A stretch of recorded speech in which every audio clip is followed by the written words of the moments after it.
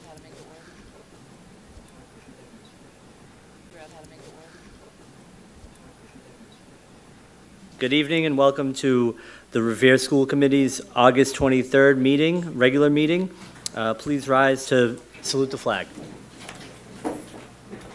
Pledge allegiance to the flag of the United States of America and to the republic for which it stands, one nation, under God, indivisible, with liberty and justice for all.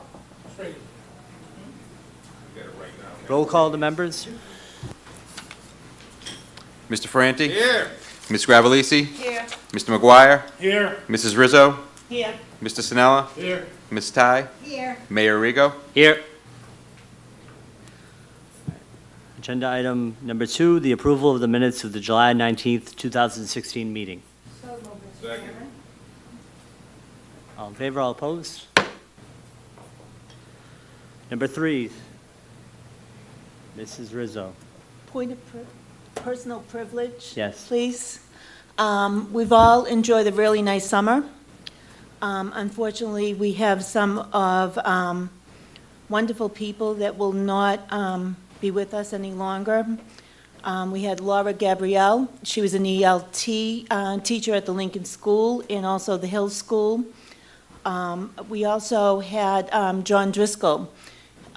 He worked as an assistant principal at the SBA and also worked at RHS.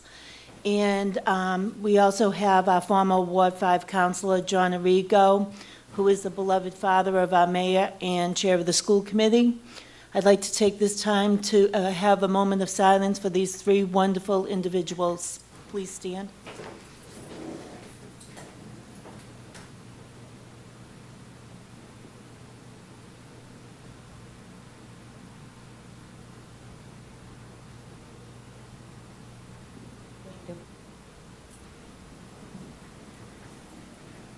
Thank you, Ms. Rizzo. Item number 3, the superintendent's report. Dr. Kelly. Thank you, Mayor Rigo. There are a few items to talk about tonight on the superintendent's report. I'm going to start by talking about the SMART goals for the school district this year. Every year we set goals to try to help improve student achievement and become better at what we do as educators. And that's what these goals are intended for tonight. So we talked last month about setting a long-term district focus and talked about the reason for doing that, how it can set direction for our work and priorities. It guides our professional development for teachers and administrators, and it also helps us make difficult budget decisions and prioritize particular pieces of work so that our work is focused and cohesive. And I just wanted to remind you that these pieces that we decided we needed to work on were not made in, these decisions were not made in isolation. We had repeated discussions with the Parent Teachers Association, with the Revere Educators Leadership Board, which is comprised of teachers and administrators, and then a couple of separate meetings with our administrative leadership team. And through those conversations about what we needed, what was working, through over 20 visits to schools, 20 focus groups with teachers, with students, with other employees of the school department, we were able to pull through a lot of data and identify where the stakeholders in this district felt we needed to focus more of our attention in order to improve the schools. And we came up with these 3 themes, which I did share last month, but just to review, the themes were building community, assessment for and of student learning and feedback, and then also teaching all students. And we talked about how these 3 themes relate to the long-term goals of the district, which are 4 R's of relationships, rigor, relevance, relationships, and resilience. All of that work that we've been doing over the last decade under the leadership of Dr. Paul Dakin is not lost on our new initiatives. Instead, we're pulling that work through and doing more focused work in those same areas. So the first goal, which is going to be the professional practice goal for the central office team, is around building community. And you can see that there are 4 main pieces here that we want to work on. The first is creating venues for the community and families to see the great work of our teachers and students. And the way we want to do that is by engaging parents and community members in different aspects of student presentation, such as the capstone projects that our students do at the high school, as well as our portfolio presentations.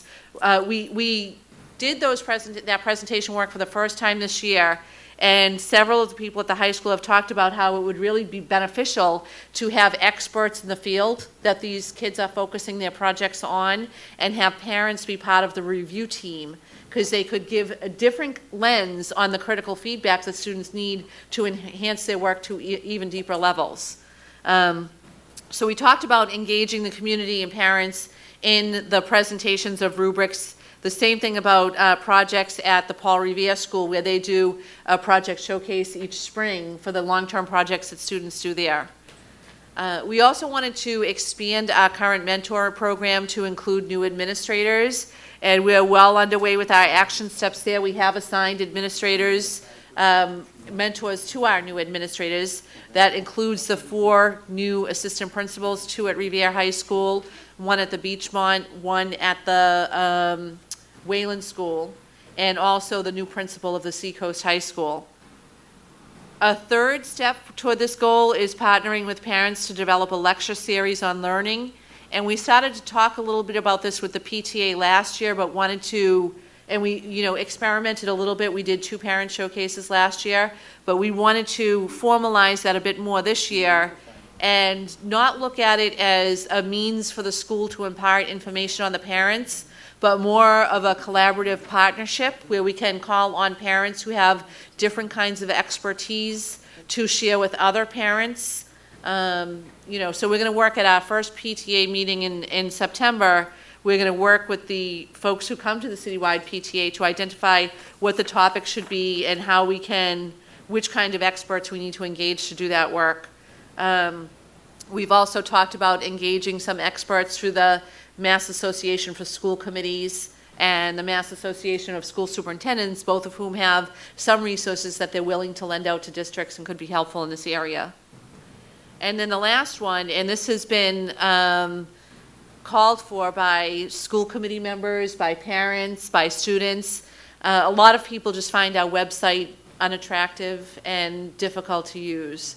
And so we're, through the Nellie Mae grant at the high school, we're partnering to develop a new website, and we hope to have that completely online by December of this year. So that's our first goal, that we hope will bridge communication between the school department and the city in general, and also in the reverse direction. We definitely want our partners and our parents to feel like they can approach the schools as they need to and partner with us and help us and give us their own expertise. Our second goal is our district improvement goal, and this is around assessment for and of student learning and feedback. And we've started to do a little bit of work in this area. We had a team of teachers who worked a little bit this past year on developing a core value statement on assessment and grading. They created a draft document that we'll be sharing at our professional development day on Thursday, and inviting the teachers from across the district to give input and feedback on what's in the draft version, so that we can create a final version, which would then be shared with parents and with the community. But there are a lot of things that we grapple with around grading, and just to give you a couple of vignettes, we think about the student who doesn't do any homework, but comes in and scores highly on exams and ends up either with a failure or barely passing grade because of the zeros they got for homework assignments.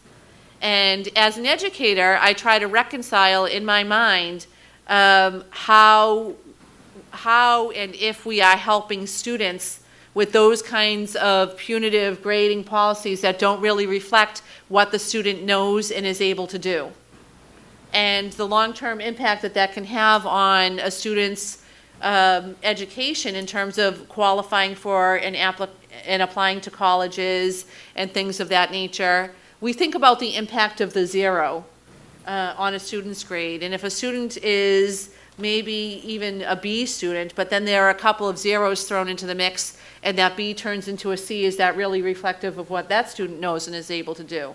So these are the kinds of discussions that we're grappling with as a district, and that we want to work on, especially as we move in all different areas of the school department to more of a focus on student-centered learning, where the students are directing their learning and the students are selecting capstone projects to do and projects to work on.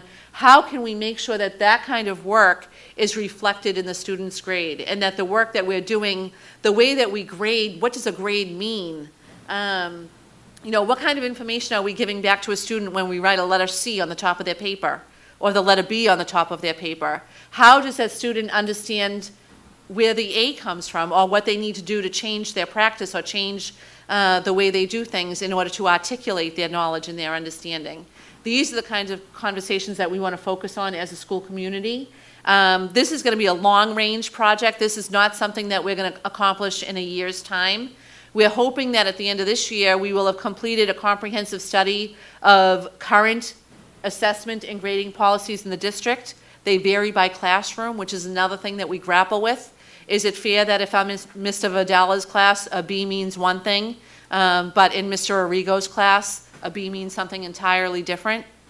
And does that mean that the child's grade is really a mistake of geography, and how fair is that to the student then? So these are going to be big conversations, long-term conversations that will take us several years to wade through, but definitely necessary conversations, and ones that we think will absolutely improve the district in the long term. We have a number of steps that we're going to take. The first is that we're going to engage committees of teachers to do these investigations of what practices are already in place, what best practices exist elsewhere, and how can we adopt them and learn from them in the city, in the school department in Revere.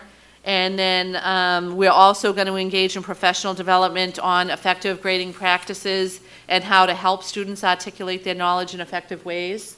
One course that we've been engaged in for the last 2 years is making student thinking visible. And it's just what it sounds like. It's helping students, engaging students in ways that they really can let the teacher understand what they know and what they need help with. So again, a long-range project. We're going to be working through the 5-district partnership on some of this stuff, and it'll certainly be one of our multi-year goals. Our third goal is our student learning goal, and this falls under our umbrella topic of teaching all students. And one of the things that came out in our interviews with teachers and parents and students was the need to really address the increasing number of English language learners that we're dealing with in our classrooms on a daily basis, and how we engage their families to help students reach their highest possible achievement levels. And one of the things that we're going to be working with, another thing that I shared last month, Mr. Mogavero was in attendance to talk to you about our comprehensive program review.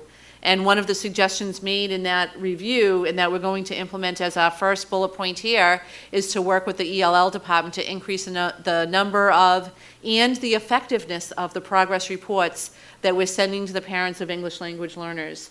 And we hope that by doing that, we'll engage parents more actively in their child's education and be able to articulate student knowledge and learning more effectively than we have in the past.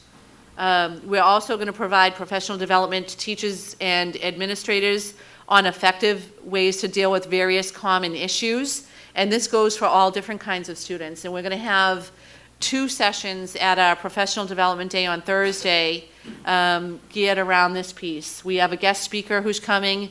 We are fortunate to get almost for free, which is unheard of in the education field. Normally, guest speakers cost several $1,000s, and we were not in a position this year to pay that kind of a price for a guest speaker. And we're just thankful. We're really excited to have her come in and talk to us about how to deal with, in particular, her talk is going to focus on students who have academic anxiety and anxiety at home, and how teachers can work with them to help them get through the anxiety so they can really access the curriculum. We also have a piece that we're going to do later in the day about addressing the unique needs of different kinds of students. And Dr. Christina Porter and Matt Costa, our STEM and Humanities directors, have put that session together. All teachers and administrators will attend the session. And that'll be talking more about how to meet students' unique needs when problems present themselves in the classroom. And they'll talk about different vignettes and ways to deal with that. We're going to increase opportunities for students to have voice and choice in their academic programs. And the way that we hope to do that, a couple of action steps. One is by increasing the number of students we engage in capstone projects this next school year. Last year, in our first year of using the capstone projects, we had 18 total. And we're hoping next year to increase that at least to 22 to 25. And we think that as more students understand how the capstone project works, that we will engage them. I did show the videos, I think it was at our June meeting, of the students giving their presentation. So we're hoping that'll motivate more students to attack some of these societal and cultural problems that we face every day in the city of Revere, and find some solutions to them that'll be helpful not only for us, but across the state and across the country. And then we also want to provide professional development to teachers and parents on growth mindset and how to help students develop a growth mindset. So we do have one session of director meetings, and we've got 25 teachers who are signed up to participate in this 10-hour unit on developing a growth mindset and how you inspire that in kids. It's not terribly uncommon for kids to say things. I'll use the most common one that I've heard in my life, which is, I just hate math, I'm not any good at it. And those are kids who believe that they can't get good at math. They might have struggled with it in their early grades or in middle school, but they believe in a fixed mindset of, I just don't have this ability. This is something that's beyond me and I'm not capable of. But every one of us as adults knows that we have faced different challenges in our life and grown from them and come through to the other side and discovered skills that we never knew that we had. And that's because as successful adults, we are more inclined to have a growth mindset of, I can try this. If it doesn't come naturally to me, then I'll try harder and I'll get somebody to help me and I'll figure it out, but eventually I'll get it. And that's what we want to do with our students, is help develop that kind of a mindset so that they don't give up easily when they encounter academic challenges. And so we want to work with teachers so that they can help instill these ideas in students, but also work with parents so that the parents can work on it at home. And those are things that we think are going to help our students achieve at higher levels. So that's about it. That's going to be our district focus for the next year. Our next step is that we'll be working with principals and teachers to develop their SMART goals, which will echo these initiatives, these focuses from the district.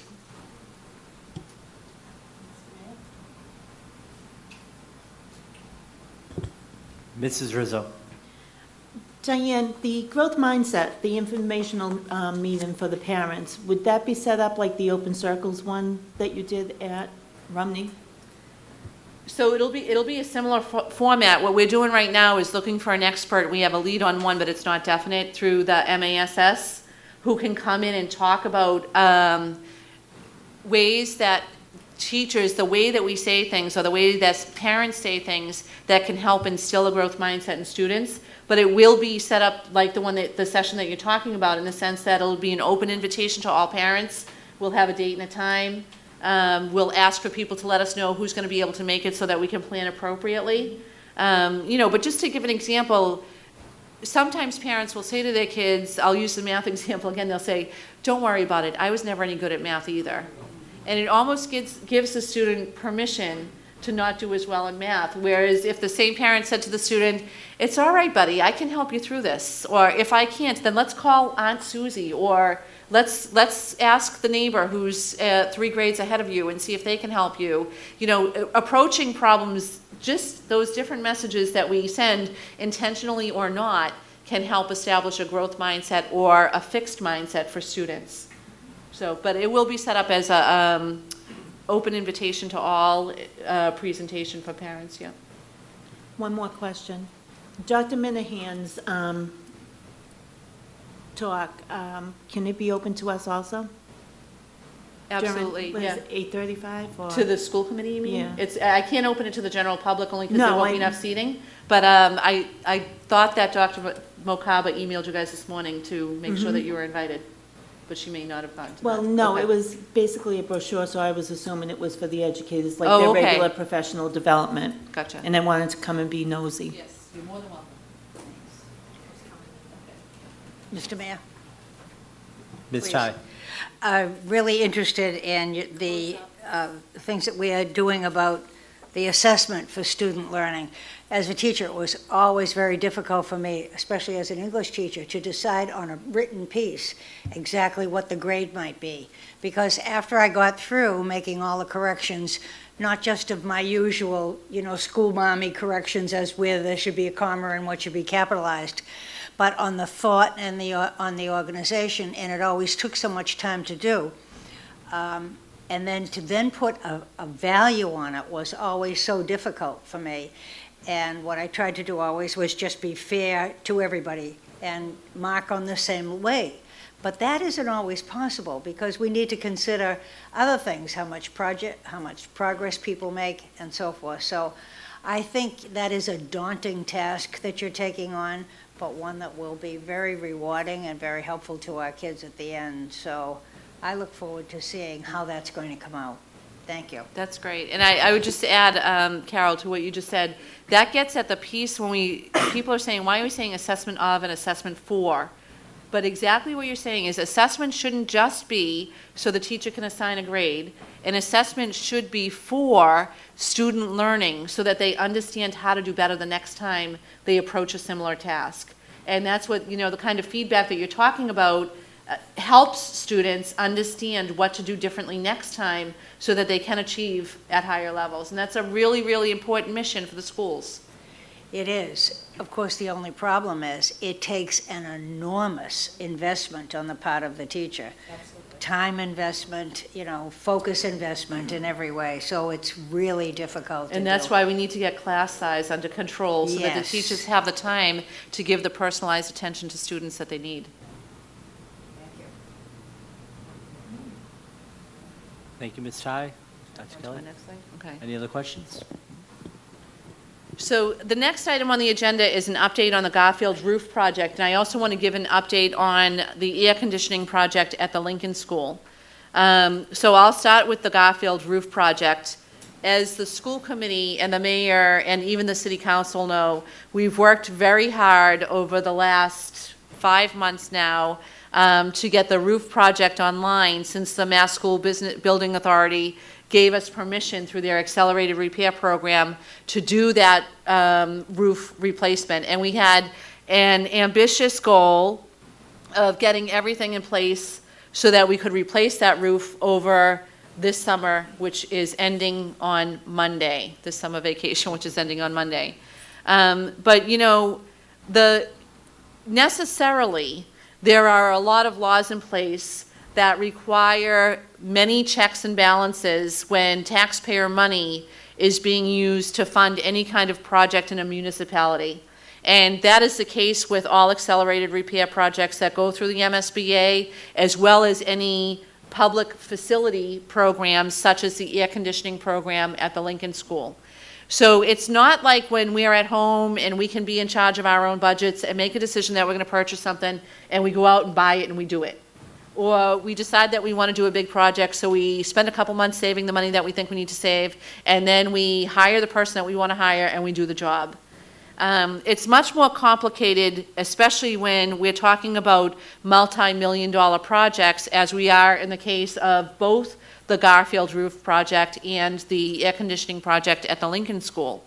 So by the time we made our way through the checks and balance process with the Garfield roof, we encountered a road bump because our bid process, when we went through the bid process, the bid was awarded to a particular construction company, and then there was a protest to the bid from another construction company, which required that we had to do an appearance in front of the Attorney General, which took several weeks more time that we really didn't have in our already ambitious schedule. So by the time we got through the whole process, we finally sat down with the contractor 2 weeks ago, and he said, I've got things in place, we're moving forward, I'm gonna start setting up our cranes and our equipment, and we should be ready to start removing the roof on August 29th.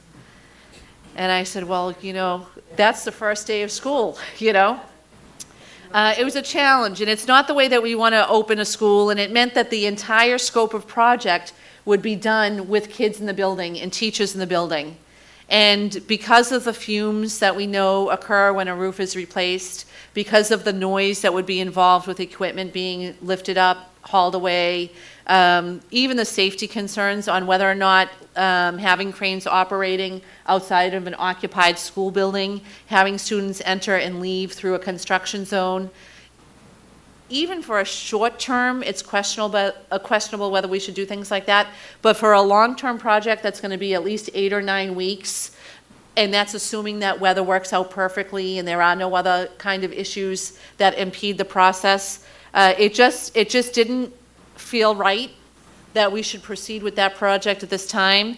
It's very disappointing to the school department. I said I know it is to the school committee and the mayor's office, and I'm sure to the city council that we're not able to proceed with that project at the time. But we did work with MSBA, and they assured us that putting a delay to next summer would not hamper our reimbursement at all.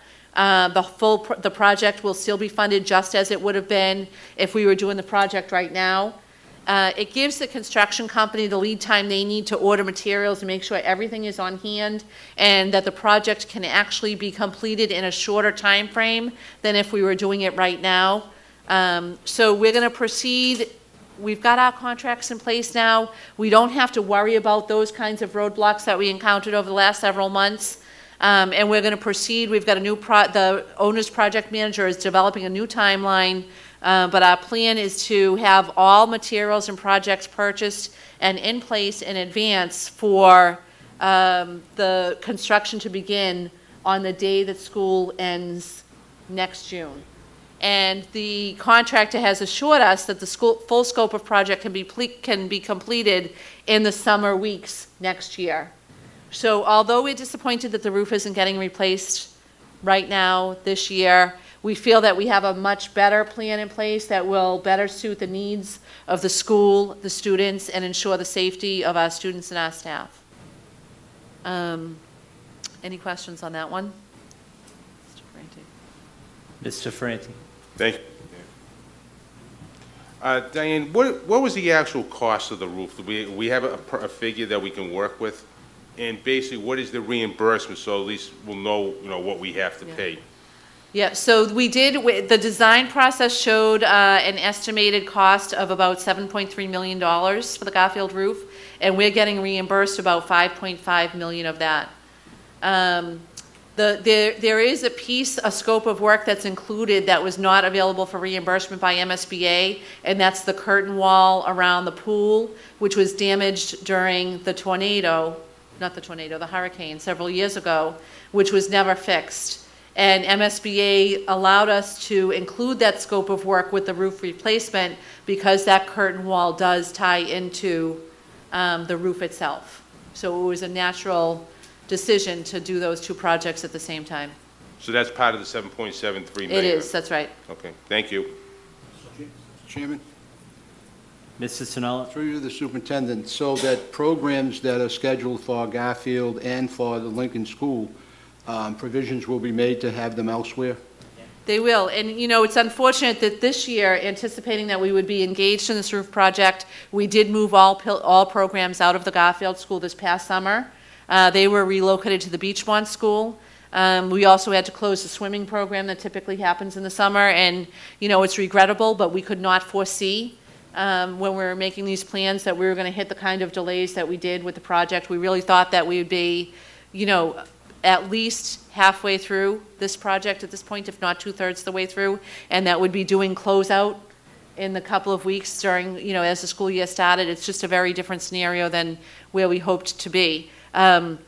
But we did make provisions to move them this past year. We'll do the same thing next year at the Garfield. And the Lincoln School will have to figure out where the best place to relocate them will be, most likely the West Revere complex.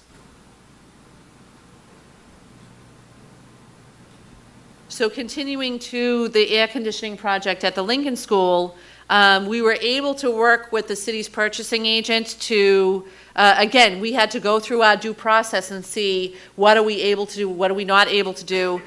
We were able to get some time saved because we were able to work with the purchasing agent to get the design phase of this project cleared through an existing contract that we have with Amoresco. And we got that approval on July 1st. We were able to sign that, and they were able to continue the work on the design phase. It made sense to work with Amoresco because they designed the heating system that already exists in that building. So they already had schematic designs done and other pieces of work that other companies would have had to do from scratch. We're just about at the end of the design phase for the AC program at the Wayland. A piece that we're working on right now that's been a little bit of a stumbling block for us is that we're having to go through National Grid to get a new transformer set up for that building because the electrical load that is currently supplied to the school is not adequate to support an AC system. Oh, AC Link, sorry, the AC project at the Lincoln School. We got the AC Wayland School, I forgot. Sorry, so that's at the Lincoln School, not the Wayland School. The Wayland has great AC already. So, you know, we are progressing on that project. We hope to have full schematic design and a cost estimate done in the next couple of weeks, actually. And as soon as we have that in hand, we'll be delivering it to the mayor's office so that he can begin with an actual number for the cost of the program. He can talk to the city council about doing a bond request to have that actual program completed. And we feel confident again that because we have this kind of lead time, that we can get through the city council needed process and then the bid process and have that project completed next summer as well. And again, because we want to make sure that we're not disrupting the learning environment, it's not the kind of project that we would be able to do with students in the building. It's something that we would start as soon as school lets out next year, and then have completed before school starts the following school year. Any questions on that program?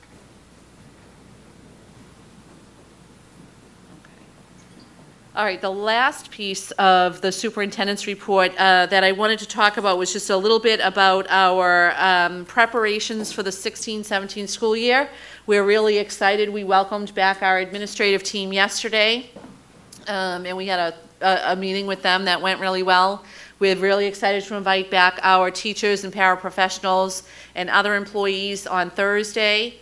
As I mentioned, we'll be having a guest speaker, and then we have 3 other sessions that are aligned to our goals to help engage teachers and administrators in the work that we're focusing on this year as a district. And we're really thrilled to welcome back students on Monday the 29th. Now, I do have to mention that the Hill School, which is our expanded learning time school that does a longer year, actually started school yesterday. So they've had staff back since late last week, and the kids have been back. They're on day 2 now of their school year, and everything is going very well. Everybody's excited to be back, and they've had a great couple of days so far, which is nice. We do have 42 new teachers hired already for this year. We've got 6 positions that we're in the process of filling and hope to have filled by Monday.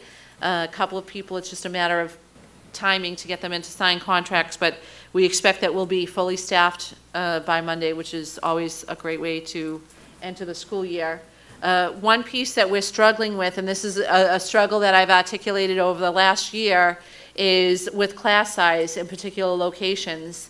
I'm pleased to say that we were able to work with the parents and the leadership team at the Hill School to devise ways to reduce our class size issues that we were experiencing there last year.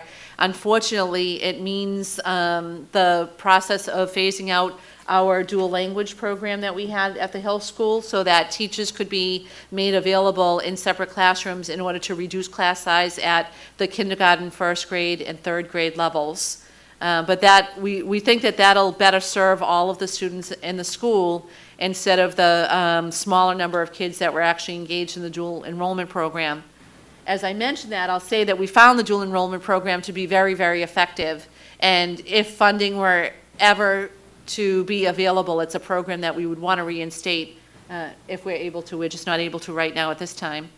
We also have concerns at the Garfield school, particularly at the kindergarten level, and at the Paul Revere school at grades 3 and 4, where class sizes are higher than we would hope that they would be. And we've put provisions in place with extra paraprofessionals and future teachers available to help the teachers in those classrooms where class size is excessive. But you know, I mention this just as a way to reiterate the conversation we've been having for the last year around the need for a new high school so that we can have a comprehensive class size reduction plan that would alleviate overcrowding at the elementary schools and, of course, at the middle schools where we're forced into a lottery situation every year because there just aren't enough seats for the kids. So it's definitely, and I'm always thankful for the support of the school committee, the mayor's office, and the city council around the needs of the school department. But I just want to continue to highlight for the residents of the city that there really is a need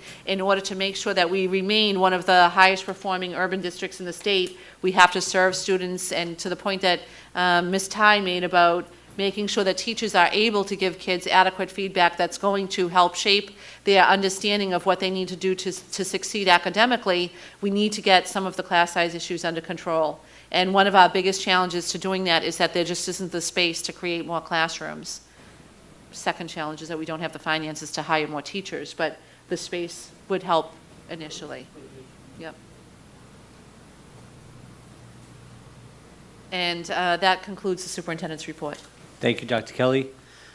Next item on our agenda is the subcommittee reports. Ms. Ty. Mr. Chairman, I move at this time that we approve the handbooks as presented to us by the administration, namely the faculty handbook, the support staff handbook, the pre-K through 5 handbook, middle school handbook, Revere High School student handbook, and Seacoast High School handbook. There are very few changes in most of the handbooks. Some, for example, Seacoast High School has a new principal, so he has a new letter and puts his own philosophy forward so that the kids, when they come in, will know what to expect from him. I have to say, for all of them, I personally have been impressed with the quality of the writing, the depth of thought, the attentiveness to detail, and all of it with a view toward the needs of the kids in mind. I'm very proud to make this recommendation that we approve all 6 handbooks that have been presented to us. Second. Roll call. Mr. Ferranti? Yes. Ms. Gravellisi? Yes. Mr. McGuire? Yes. Mrs. Rizzo? Yes. Mr. Sinella? Yes. Ms. Ty? Yes. Mayor Rigo? Yes.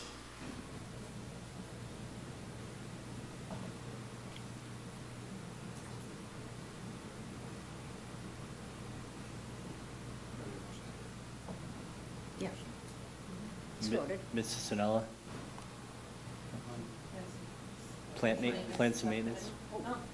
The two, How do we get So, to international? I'll get back to it. Yeah. oh, we jumped out of the order. Yeah. Thank you, Mr. Chairman. The Plant Maintenance Committee, Subcommittee, toured the schools prior to opening as is past practice, and it was rather enlightening to see the amount of work that has already been done through cooperation with the city. The city contracts out for a lot of concrete work. An example is the rebuilding of the corner of Tuckerman and Malden Street at the Lincoln School. They had to rebuild the whole corner because it just corroded away. The sidewalks around the high school have been redone through that program. Along with Mr. Svensson, Director of Plant Maintenance, accompanied us. There was members of the school committee, Ms. Rizzo, Mr. Ferranti, Ms. Ty was scheduled to come, but her schedule prevented her from joining us, and Mrs. Gravellisi could not make it, but did her own tour. So we utilized that. Mr., you were on vacation. You don't count. That's why you did it. All right. I apologize. Mr. Ferranti was on vacation. No, I The didn't say he was. What'd I say? Let me start again. The plant maintenance when the subcommittee made a Revere. Can't tell the players without a program. But the interesting aspect was that we did find work that needs to be done. A master list will be done, as Ms. Rizzo referred to, rather than a wish list, a list that has to be done, so that when the city does go out for bids on contract work, especially with cement, that these will be taken into consideration.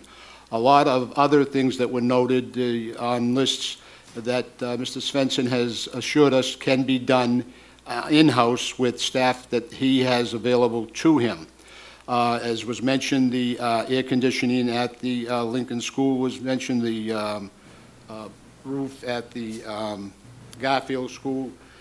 The concerns expressed were, more importantly at the Lincoln School, was the condition of the windows, which everybody knows about, were original.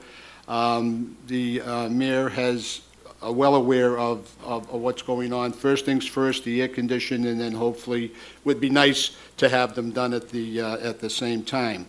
So in summary is that the schools are well equipped physically, and hopefully with the hiring of the rest of the teachers will be mentally.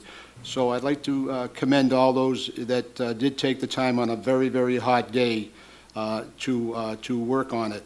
Another thing with the petition, the mayor through the city council, when they go out to bid on crosswalks and et cetera, that the schools be included in that contract so that rather than wait a year or two, it'll be done annually.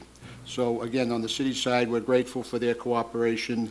I'd like to take this opportunity again to thank our new member, Josh, to Assistant Superintendent, for taking the time to come out with us, and especially around the Wayland Complex, his old stomping grounds. We thank you. Thank you, Mr. Chairman. Thank you, Mrs. Sinella. Next item on our agenda are invoices related to the Staff Sergeant James J. Hill School. Mr. McGuire. Thank you, Mr. Mayor.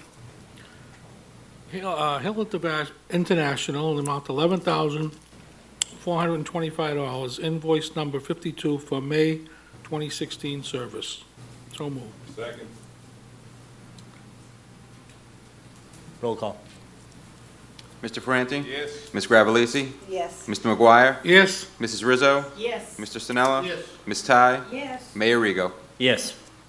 Another Hill International, $6,585, invoice number 53 for June 2016 services. So moved. Second. Roll call.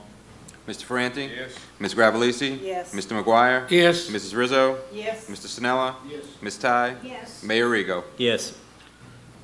This is for CTA in the amount of $142,652, invoice number 23 for March, April, May, June 2016 services. So moved. Second.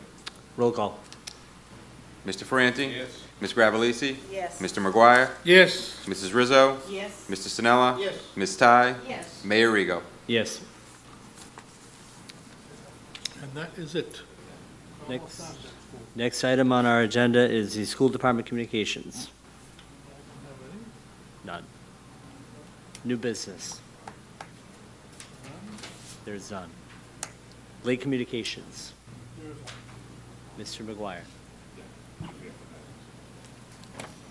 On behalf of the Honorable School Committee, please be advised that the interview committee for a school nurse at the Garfield School has recommended Risa Ferrara for appointment. So moved. Second. Roll call. Mr. Franti? Yes. Ms. Gravellisi? Yes. Mr. McGuire? Yes. Mrs. Rizzo? Yes. Mr. Sinella? Yes. Ms. Ty? Yes. Mayor Rigo? Yes. Next item is motions. Mr. Mayor? Ms. Rizzo. I just want to thank Dr. Vidala for coming in and 2 weeks later being stuck hiring two nurses deadline.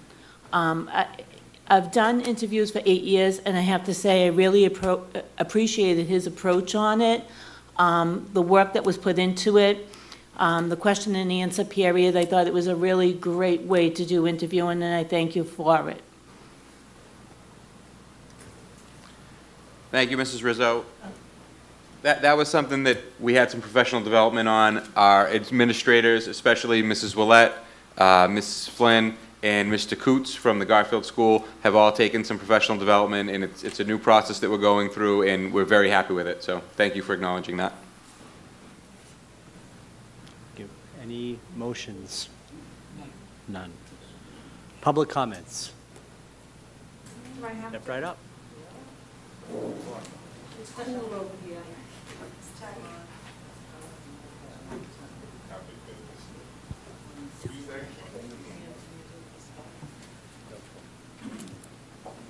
Name and address? Name and address for the record. Vanessa Biasella, 162 Walnut Street, AKA 10 Robert Street. 2 addresses. Same house. Yeah. Only in Revere. No, only one, on 10 Robert Street. Everything else is 162. I just pay taxes on 10 Robert. So, I'm here about dual enrollment. And when you were talking earlier, you said dual enrollment. Did you mean dual language? Yes. Okay, because I was like, Sorry. does she know why I'm here? Thought you were telepathic for a second. Okay. So, I don't know how familiar everybody is with dual enrollment and how far Revere is behind Everett, Malden, and Chelsea. I'm very involved in it.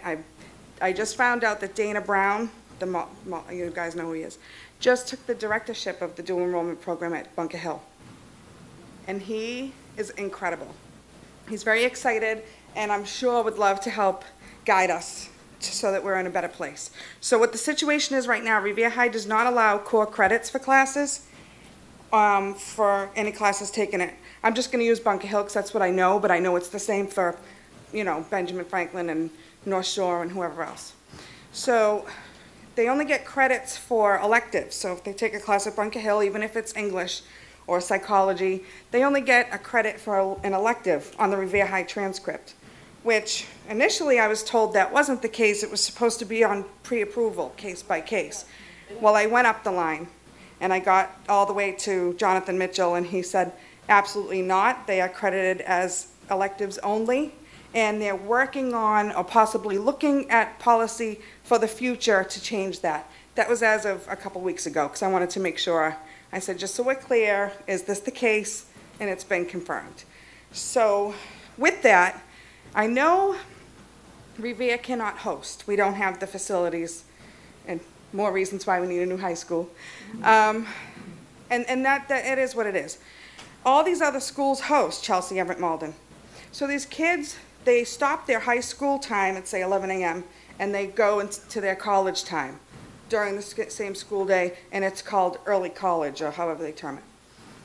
We can't do that. So these kids that are in dual enrollment are going to Malden at night or on weekends, so they're doing a full day at Revere High, and then going to Malden, Everett, Chelsea, or Charlestown to take a class somewhere else, transportation, the whole bit, and they're being further penalized because they're not getting the proper credits for these classes like the other high schools are. So I would like to open up the dialogue with that and see, can we fix this for these poor kids? And it is a small number of kids, but my idea is that if we can provide these kids with what they used to have when I was in school, the work study, you get out at 11, let these kids take their core classes that they haven't met the requirements for yet and get out of there and go to Bunker Hill and take a couple classes during the day and get ahead and have the same benefits even though we can't host. It shouldn't be an all or nothing for our kids. And I just want to see that kind of be talked about at least. I can't tell everybody what to do. If I could, we would already have this in place. But I have other information. If you guys can pick my brain, this would help with class size. Because if they're getting their core requirements met, for example, I knew a child who took an acuplacer his freshman year of high school. He started October of his freshman year, and he tested into second level college English. But he's being forced to take high school level Englishes, which results in a bored kid who checks out, and it kind of backfires. And that's just one story. And there's more kids are involved. More kids are taking advantage of this because it's free. You can get a dual enrollment scholarship. They never go bad. It's just a great ego booster, the whole bit. It's good all around. Okay. Thank you. Thank you, Vanessa. Dr. Kelly? Sure. So we do have about 30 kids that are enrolled in dual enrollment programs through Revere High School. Some of them do go to Bunker Hill. Some of them are at a couple of other colleges and universities that we have partnerships with. It is a program that we've talked about this past year at the high school that needs to be visited and expanded upon. It is something that is new to us. We are behind some other cities, especially Malden has a model program that's been a model across the state for others to use as an example. And I don't disagree with anything that you said. I think that we need to find ways to help kids engage more in ways that help them at their level. And it's exactly the stuff that we were talking about before. If a student can earn a college level credit, why can't that count as a high school level credit? And I'll just say that in some cases, we have roadblocks ourselves with the state in terms of what they require and what they'll consider of attendance policies and how much a student is in during the day and how many hours they spend in school. And we do have some restrictions that way that we're trying to work through. The state also has an initiative right now where they're trying to look at expanding those criteria so that more of these kinds of programs qualify and kids can use more effectively a dual enrollment program. And they're working on systems where a kid might do 3 years of high school, 2 years in a community college, and 2 years at, say, UMass Boston. So in 7 years, they'll have completed a bachelor's degree instead of the traditional 8 years that might take, or even more if they do with the associates in the middle, 8 to 10 years. So we're definitely aware of it. We thank you for bringing this to us. It's definitely an area that we need to work on and improve in, and something that we absolutely want to have more dialogue about. And, just so that you know that there's a next step, my next step will be to talk to Dr. Garcia and Mr. Mitchell, and we have a new counselor for expanded learning opportunities who will be overseeing all of these kinds of programs. And we'll be meeting with them to talk about it. All right? Yay. Thank you very much. Thank you. Thank you. Could I ask her one question? Oh, Ms. Because, just my concern, as a former high school teacher, is that high school is more than just learning the subject. I mean, it's reading the books and thinking about it, and it's also growing up and developing relationships. Have you thought about that? And I have. And that's why the partial day program is just so perfect, because you're enhancing the opportunities for the mind, but you're not taking away from the social, which is critical. I would never, given the opportunity, and I've actually been approached by my son, can I just take the GED? No, which he would pass with flying colors, but absolutely not, because it's detrimental. So it's to follow Malden's lead, I think would be the best thing to do, because they just seem to have it down pat. I've spent a lot of time in that high school, and those kids, as a whole, it's a happy group of kids, and they're doing great, overall. And Dana Brown made a huge impact over there with the teen center and just the school itself, which I love him. So I just want to see what he did, we could follow that lead. But as far as the social thing, it wouldn't be hindered at all. It wouldn't be like they're leaving the school. They're still a student at Revere High and going through the whole process. well, of course, I want them to do all the wonderful reading that we do at Revere High, and I don't want them to miss that, but that's my personal prejudice. But it certainly is an interesting approach.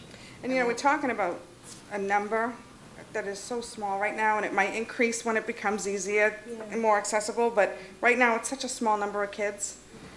So we could really look into different avenues. And learn lessons while we see While how it's a the small program- number. Why it's a Exactly. small number. Exactly. Right, that makes good sense. Well, I look forward to discussing it. Thank you for bringing it up. Thank you. Thank you. Anybody else? Anyone else? Mr. Chairman, Mrs. if I may, Sinala. as a point of information, looking at public participation at school committee meetings, apparently either we should move public comments at the beginning, because it states at the start of each regular school scheduled school committee meeting, individuals or groups represented will be invited to address the committee. This young lady had to wait for the whole meeting in order to speak. So, but no, it spells it out, so I think if we just put it up before the superintendent's beginning. report, it just may make it a little easier. So, just, Yeah, that's taken into consideration. thank you. Yeah, thank you, Mr. Sinella. Payment of bills? So moved, Mr. Chairman. All in favor, all opposed? Next meeting? And so the next meeting of the Revere School Committee will be September 20th at 6 PM at the Ferranti School Committee Room. And October, we will meet 10/18, and November, we will meet on 11/15. Motion. Motion. Motion to adjourn? All right.